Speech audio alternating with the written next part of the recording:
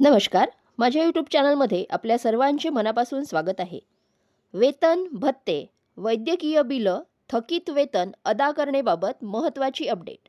परिपत्रक निर्गमित. कर्मचारी संदर्भात एक महत्त्वाची अपडेट समोर येत आहे. सर्व्हिस रेकॉर्ड्स डिजिटल करणेबाबत महत्त्वपूर्ण परिपत्रक निर्गमित करण्यात आलं आहे. काय आहे परिपत्रकात जाणून घेऊयात सविस्तर. त्यापूर्वी चॅनलला नवीन असाल तर लाईक करायला विसरू नका, सबस्क्राईब करायला विसरू नका, नवीन अपडेट्ससाठी बेल आयकनला प्रेस करायला विसरू नका आणि माहिती आवडल्यास आपल्या सहकारी मित्रांना शेअर करायला देखील विसरू नका.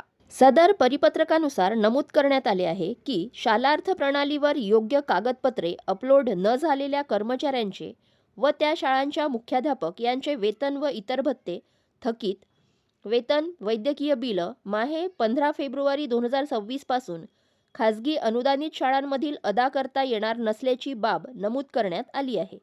तसेच ज्या शिक्षक व शिक्षकेतर कर्मचारी यांचे शालार्थ प्रणालीवरील कागदपत्रे हे डी शिक्षणाधिकारी, विभागीय शिक्षण उपसंचालक, सचिव रिजेक्ट झाली असल्यास त्याबाबत वैध अवैधचा निर्णय संबंधित क्षेत्रीय अधिकारी यांनी तातडीने देणे अनिवार्य आहे.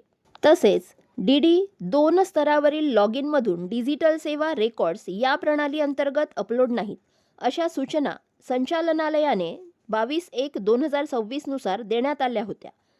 माननीय आयुक्त याच समवेत झालेल्या बैठकीतील निर्देशाप्रमाणे कार्यवाही करण्याचे निर्देश देण्यात आले आहेत.